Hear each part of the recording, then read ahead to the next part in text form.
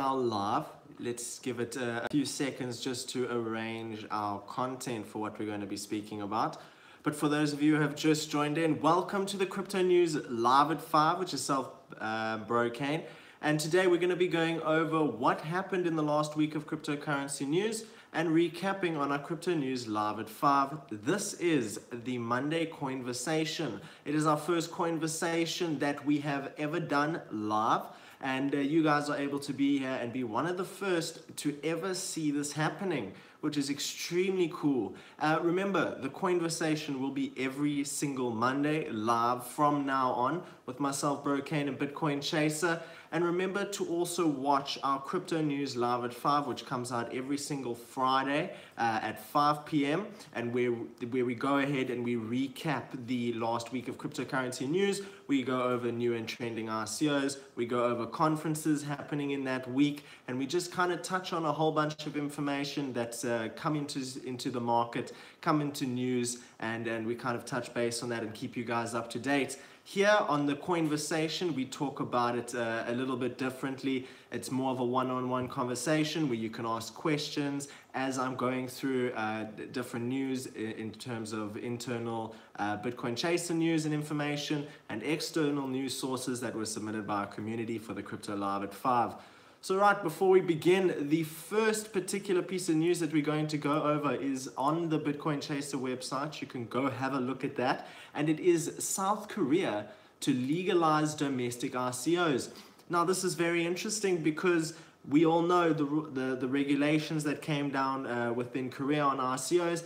And now there's some new information out there that we can actually have a look at, which is going to open up a few mindsets into possibly launching an ICO in Korea, as well as maybe seeing a price change in terms of our cryptocurrency prices.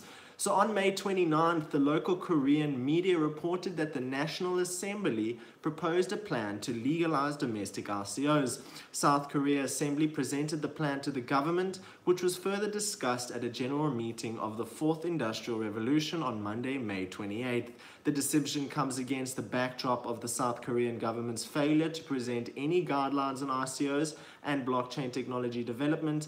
The lack of clear guidelines has hurt South Korea, given that domestic ICOs and domestic blockchain companies are now wanting to move to more crypto-friendly countries like Singapore and Switzerland. So this is understandable, right? Rules and regulations came down on South Korea, and immediately companies and blockchain companies and ICOs within South Korea thought to themselves, well, either we have to cancel our either we have to cancel our ICO or close our company doors, or we have to move out of the country. So there's two factors coming into play. One, it's understandable that South Korea cannot fully block all sorts of ICOs that are launching within South Korea, cannot fully block people contributing to ICOs inside of South Korea. And now this is a mechanism in which we're going to be able to see better decisions being made in terms of starting a company in South Korea or launching an ICO in South Korea, or as you as someone in South Korea possibly contributing to an ICO. Next up, we have in the same article on Bitcoin Chaser, welcome Sheldon, thank you for leaving a comment there, good to have you on board. The special committee of the Fourth Industrial Revolution arrived at a conclusion on forming a separate task force that would regulate and improve the transparency of cryptocurrency trading.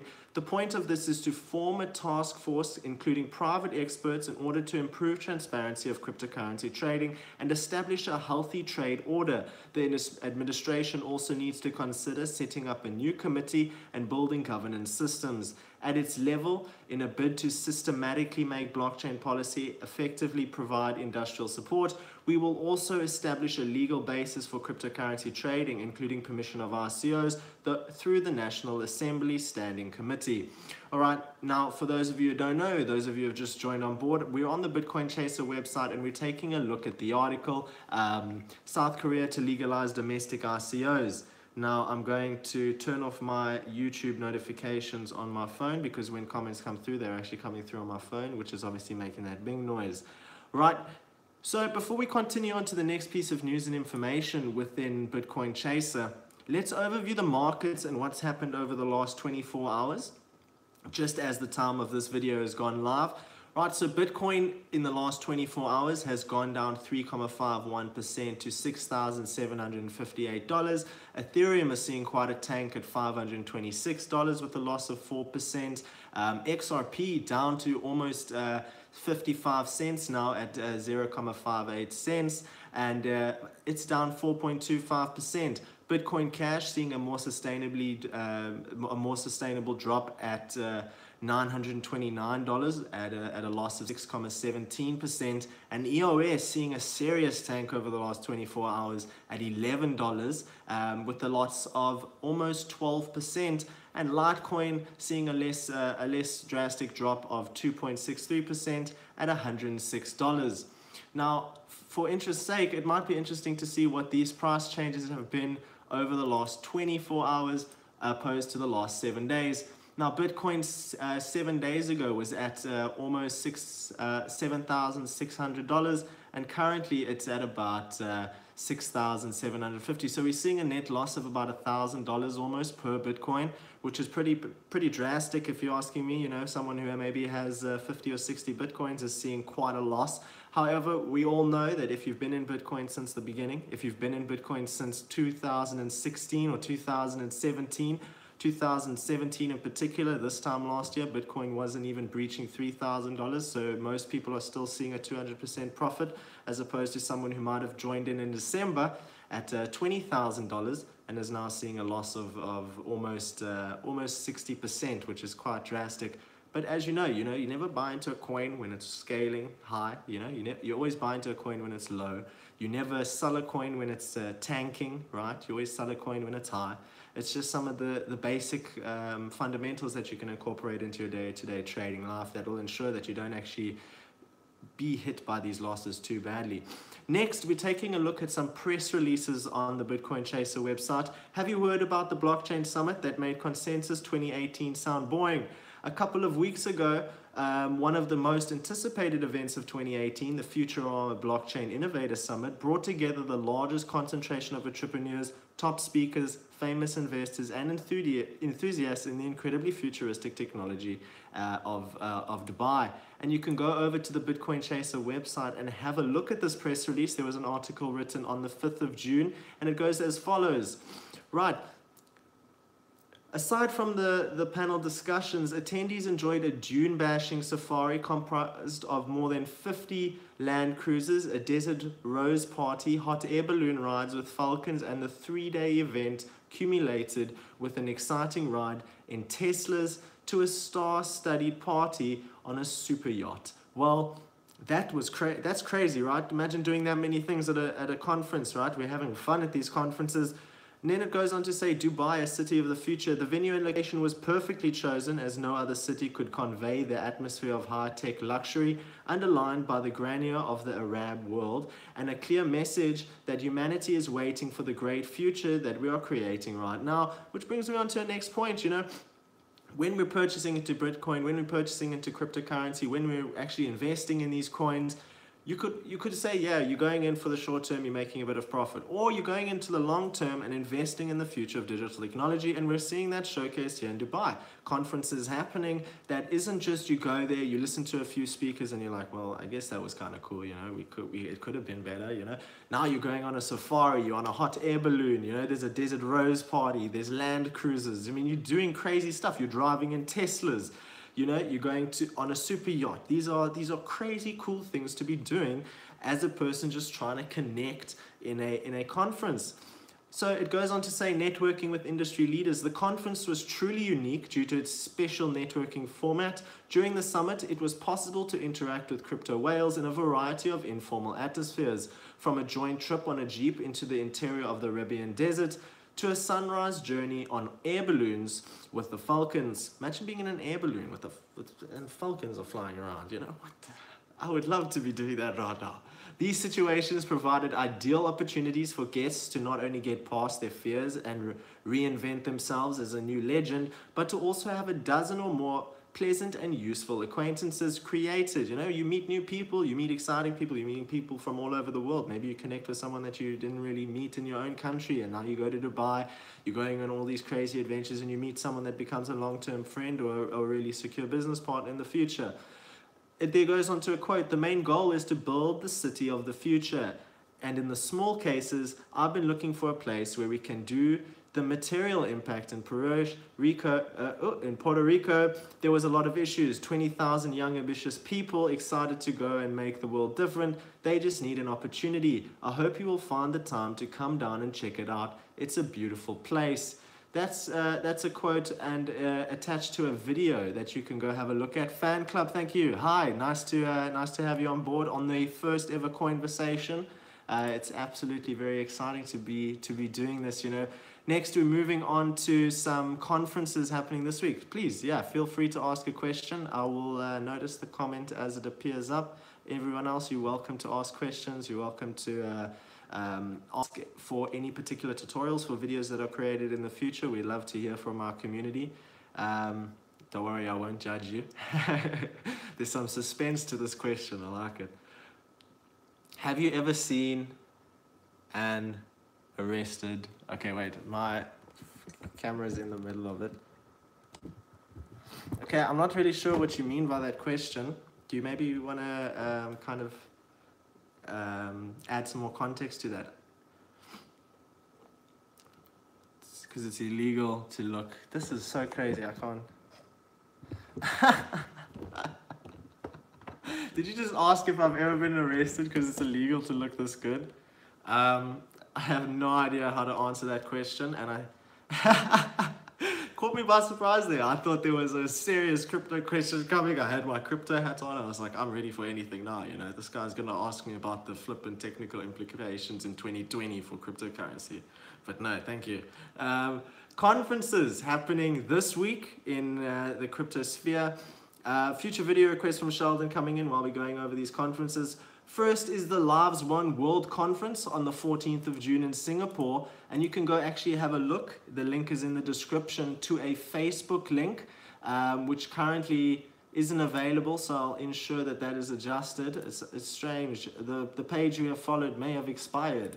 So for this particular conference, we won't be looking at the LivesOne World Conference on the 14th of June, but we will be looking on Saturday next week is the Blockchain Economic Forum on the 16th of June in San Francisco. Monthly crypto portfolio. I like that, you know. Monthly crypto portfolio is something that we were doing on Facebook, on the Bitcoin Chaser Facebook page, where we were showcasing changes in the markets over a week-to-week period. And there has actually been some discussion about bringing that back in now that we have some ongoing community following us and actually requesting this. It's not the first time we've had this requested, but we will bring it back. If you want to go have a look at what I'm talking about, head over to the Bitcoin Chaser Facebook page. Check out our videos. You'll see an idea of what I'm talking about. Oh God, I am really far from these crypto. Yeah, I know. I mean, it's hard to attend these conferences if you're talking about the locations, but what you can do is you can go to meetup.com or .co.za. I'm not sure which particular one it is, but it actually showcases events and conferences that are happening in your area, and you can go ahead and actually be a part of that and go speak to the event organizers. You can speak to the people that are making it happen. Some of them are big, some of them are small. Because I was actually using a tripod for the phone that is recording the video, and the tripod is actually in the way of the screen, but I've now moved it over to read the comments on the screen. I've pulled that up. I thought I'd be able to make do with it, but having half the comment missing isn't easy to read, you know what I mean? Taking a look at some bonus news submitted by our community for the last week's Crypto Live at 5 video. EOS developers $50 million capital collaboration. On Friday 1st June, the founders of the EOS platform, Block1, has exclusively collaborated with SVK Crypto, a leading blockchain investment firm based in London, to speed up the growth and development of the EOS IO blockchain ecosystem. Block1 and SVK Crypto are going to invest $50 million for the fifth injection of capital for the EOS Venture Capital VC initiative. EOS is going very far. You know, they have their Web 3.0 integration, they have their DApps, and with being able to build on this technology, a lot of people have actually asked, would it be possible that Ethereum could be the version prior to EOS? Could EOS be Ethereum 2.0? And it's a very interesting question, and it'll be interesting to see what happens. We know that EOS possibly moved a whole bunch of Ethereum onto Bitfinex not too long ago to possibly sell for EOS. And with that possibly going down, we could have seen a lot of change in the EOS price over the last week. We've definitely seen EOS rise in value. Could I do a dab? Got to join in on the dab. So having a look at the EOS developers $50 million capital collaboration.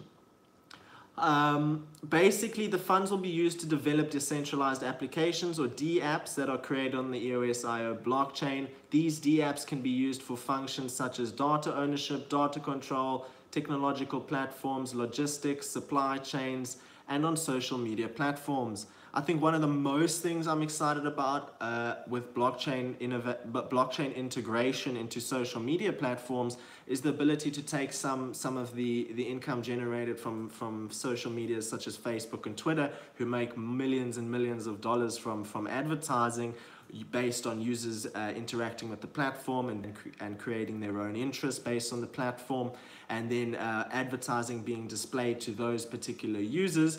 What is a DApp? So basically, when we're talking about DApps, think about it like an operating system. EOS can sort of operates like an operating system where applications can be built within the EOS IO blockchain and can actually integrate with this blockchain. For instance, as I was saying, with the Facebook social network competitors coming out on the EOS blockchain platforms, we can see something like user benefits in terms of real money payments into your account for operating on a social network. You know, something that we've never been able to do is use Facebook and actually earn a percentage of the money that is generated from advertisements being displayed to us.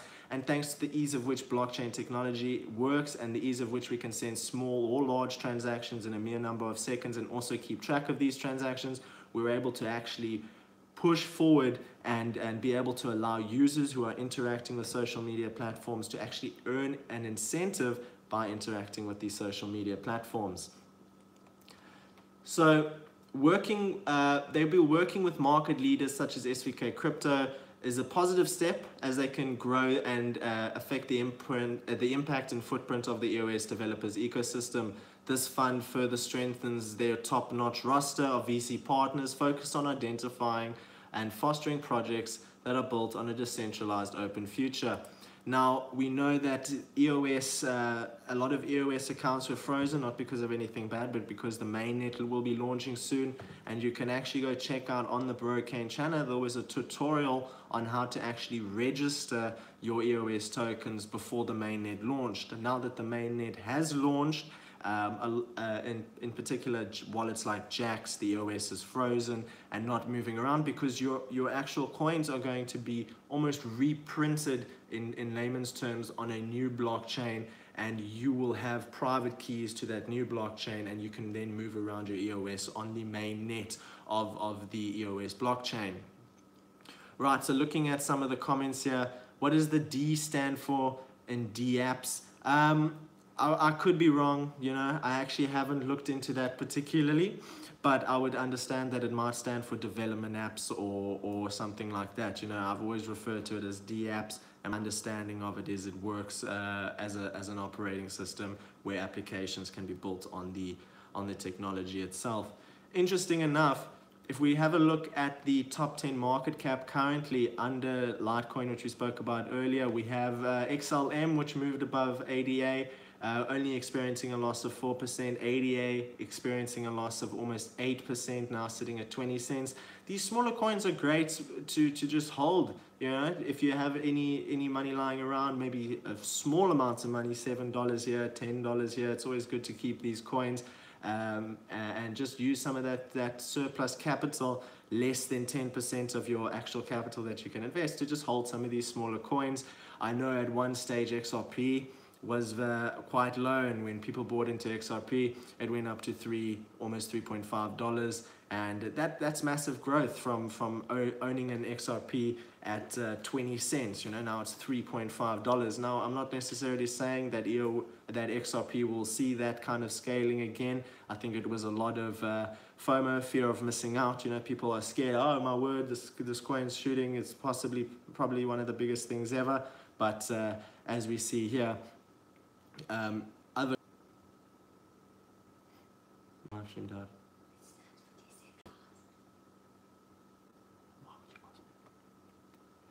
all right, so we're back on. I don't actually know what happened there. I think we disconnected for a brief second. However, we were talking about the top 10 market cap, and I think now we can move on to some more external news and information. There was a video mentioned in the previous video about Martin Armstrong warning to all be prepared for the tire system to go dark for 2018. The link for that is in the description. You can go have a look at that. It's actually a very interesting video, and it's not particularly a video where it's face to camera, but it's more of a podcast based kind of thing. Fan club asking, do I prefer burger or pizza? I think if we're talking in terms of crypto, I would definitely prefer a burger, because we heard about the most expensive pizza ever sold was in Bitcoin, you know, more expensive than the pizzas dusted with gold. That's a real thing. People eat like dusted gold on a pizza. Crazy. But there was actually a user who bought a pizza, I'm not sure on the particular amount, but it was about 10,000 Bitcoin or something crazy like that. You know, that's a lot of money to spend on a pizza. So I would go for a burger. I wouldn't spend that much on a pizza. Not that it's any relevant, but yeah, that's an interesting piece of information. So the next piece of information is actually really cool. It also explains why we have to look out for scams in our emails and our inboxes. This is a very real threat right now. Millions worth of EOS stolen from investors. The internal system of the parent company of EOS ICO was compromised by some digital hackers, and investors have lost millions of dollars. The plot was simple. Some anonymous online scammers had hacked into the system of Block 1, and scammers used messages on the email system Scammers use messages through the email system that they hacked into to send the investors email messages promising a giveaway of EOS and Ethereum. The investors obviously looked at it and they said, well, maybe, you know, like if it's from the legitimate company, how they try to provision that it would be from the legitimate company was to actually create a particular piece of text in your URL that you'll brightly translate to EO, but the O has one of those little symbols on the top of it, s.com.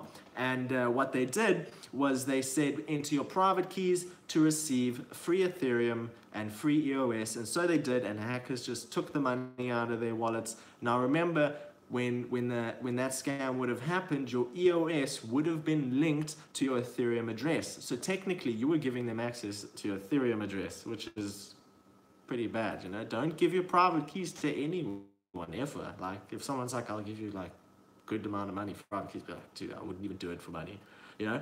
Cryptocurrencies lose $42 billion after South Korea hack by Bloomberg.com. So moving on to that article, which is not in the description. However, I will update it in the description after this video has finished being live. This is like some up-to-date information. Quickly before we go on this, let's have a look at the comments. Logan or Jake? Now, I don't know who you're referring to in terms of Jake, but Logan, I'm assuming you mean from Wolverine, maybe, but I am neither of those. So looking at cryptocurrencies lose $42 billion after South Korean burst hack. The 2018 sell-off in cryptocurrencies depended, wiping out $42 billion worth of market value over the weekend, extending this year's slump in Bitcoin to more than 50%. Some observers pinned the latest retreat on an exchange hack in South Korea, while others pointed to lingering concern over a clampdown on trading platforms in China. cryptocurrency ventures have come under growing scrutiny around the world in recent months amid a range of issues including thefts, market manipulation, money laundering. Bitcoin has dropped about 12% since 5 p.m. New York time on Friday. This is obviously from the time of the article being written, and was trading at $6,756, which it is now trading at $6,758 on CoinMarketCap, sending the market value of digital assets tracked by CoinMarketCap.com to a nearly 2-month low of $298 billion at the height of the global cryptomania. $130 billion worth of cryptocurrency available in terms of market cap. So we have experienced a loss, and I think a lot of the reasons for that is obviously the misinformation disclosed in this article, but also because people were very excited in the early stages of December, when Bitcoin was gaining 17 to 20% per 2 days. You know, that just draws eyes, draws attention, draws news, and that was all happening in real time. People had FOMO, fear of missing out. They were like, gotta buy that. You know, I actually had someone who messaged me a while ago, and he said, I bought my Bitcoin in December. And I said, you don't have to say anything else. I know you've lost money, but you have to understand, for people that purchased in on a longer duration base, you know, overlooking it from more than two years ago, 1 year ago, you're looking at about anywhere between 300% to 600% profit over the last year. And really, Bitcoin isn't just an investment scheme. It's not an investment scheme at all, really. You know, Bitcoin became so popular because it was fast, secure, transparent, and it allowed people to hold their own private keys, which gave them a secure store of value over their own money. Like, that was like the brilliance of Bitcoin. Obviously, when December was happening, we had a lot more transactions that were happening that the Bitcoin network couldn't keep up with. It couldn't, the miners were charging way too much. SEG were paying a lot of money for our transactions, and so Bitcoin Cash came out, and that's a whole nother for another. Sheldon Vogue says, please and thanks. Also, this is a good live stream, man. Awesome, I really appreciate that. Club says, I hacked Bitcoin, but I can't hack crypto. An interesting quant comes out that we will experience a lot more pressure on our private keys, but realistically, we're looking at 100 million attempts to crack a private key without quantum, and 10 million attempts to crack a private key with quantum. So not that scary, but still something to be aware of. Show me a hairstyle. Can you remove the hat? I have removed the hat. Yeah, it's crazy up in here in South Africa. The heat, man, it makes your hair to the ceiling. Interesting story. Enthusiasm for has waned partly due to a string of cyber heists, including nearly $500 million from Japan Inc. in late January, while the latest hacking target, a South Korean venue called CoinRail, is much smaller. The news triggered knee-jerk selling, according to Stefan Inns, head of Asia-Pacific trading at Owanda Corp in Singapore. This is, if it can't happen to A, it can happen to B, and it can happen to C. Then people panic because someone is selling. We spoke about FOMO. We can actually see how this would relate to FOMO. Fan Club says, well, you're twin of Logan Paul. Oh, you meant Logan Paul. Oh, I am not a twin of Logan Paul. I enjoyed his videos up until he showed a video of a dead guy. That was a bit too much for me. That's when I called it quits. You know, I was like, that's too much. Right, moving on to market analysis. We have some interesting quotes from some interesting people in the cryptosphere about what we're seeing now in terms of the crypto dive. Bitcoin showing signs of turning into a bull market. Currently, market analysis is suggesting Bitcoin is in a bear market. However, analysis also reveals that Bitcoin is on the way of Now we're really talking about the bears and the bulls. You know, the bear market causes the prices to go down while everybody is selling, and the bull markets from the bulls who are purchasing a whole bunch of cryptocurrency cause the price to go up, and as the price goes up, so more people buy, and vice versa. McAfee, interestingly stated, do not panic about the drop in Bitcoin price. It's an overreaction to the news that Bitstamp, Coinbase, iBit, and Kraken are being investigated for price manipulation. This will delay the bull market by no more than 30 days. Don't into the fear by the coin. Tony said, the 4-hour BTC USD chart is on a TD9 buy. This means that there could be a 1 to 4 candle upswing on the time frame. But I would be careful, as the 12-hour chart still has some time before the TD9 buy, and the daily is just getting its bear started in the swing. Hashtag Bitcoin in trouble. Vinny Lingham then coming in and saying, with the conclusion, bear markets in technology occurred when sentiment, actual adoption, which is what matters. Patience beats sentiment. Patience beats sentiment in the long run. If you're betting on strong future fundamentals, great marketing and branding, short-term sentiment, but having real adoption, until we see a decoupling from BTC, even projects with strong fundamentals will suffer BTC sentiment until they have their own independent adoption cycles with organic demand driving supply/demand prices even higher. I call this consumptive demand. Now, that's a very interesting thing to think about. You know, we're talking now about actual adoption rate influencing the overall gain in Bitcoin. If we look at Bitcoin over 2 years, we can see the adoption rate versus its volatility. We can see that's a straight line graph over the last year and a half, 2 years, 3 years, 5 years. It's just been going up, and that's what we can foresee to be happening in the future. But that was from Vinny Lingham. And remember, if you're a guy that likes ICOs, if you're a guy that is looking for ICOs, if you're a guy that likes to compare ICOs, you can take a look at the Bitcoin Chaser website. We showcase categories of ICOs in terms of the procedures necessary to actually take part in them, such as KYC and AML procedures.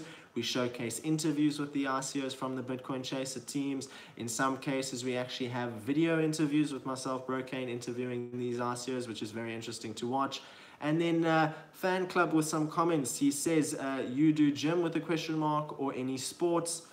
That's an interesting question. I don't gym as much as I used to. I used to gym a lot, and in terms of sports, I enjoy water sports. I think they're mad fun, you know, to go skiing, to go surfing, to go boogie boarding, to go to the beach. You know, you live in South Africa, you want to get active. That's kind of where I'm inclined to go over like hockey or cricket or tennis or rugby. You know, that's field sports where there's more teams. I prefer to be on my own in the water. I'm a water sports guy. So, moving on to the final piece of information from the previous Live at 5, which was on the 8th of June, and this is quite interesting. There were a few conferences that happened over the last week in which we actually had a person on the ground who had some video content for us. Kirsty was at the Blockchain International show, and she was a little bit disappointed by the attendance, but you can go view the full video by checking out the Crypto Live at 5 video. We're now hitting our milestone for the end of this video, and I just wanted to thank you guys for being part of the first Coinversation we've ever produced. We have a lot of updates to make in terms of our recording software, our recording equipment, but we're moving forward. As you saw in the beginning of this video, the comments were a bit harder to read at first, but we pulled them up onto the screen. There's a few technical issues that will be happening in terms of our next few Live at 5s Coinversations, but bear with us. You know, we're getting there. We have our video content coming out, our tutorials coming out, our review and overview videos coming out. We have our guides coming out in terms of understanding different coins and stuff like that. That'll be very interesting to watch. And if you stay tuned, you'll be able to watch that at your own time. So I just wanted to say thank you everybody once more for taking the time to watch this video, and I'll see you guys on the next Coinversation. Remember to leave a comment down below that you enjoyed this video, or hit that like button. I see we've got 3 likes this video, and I'm sure we'll get more and more and more as people are watching the video on an offline fashion rather than live. But I hope you guys have a brilliant day. I'll see you guys next time. BroKaine out. Cheers guys. Bye bye.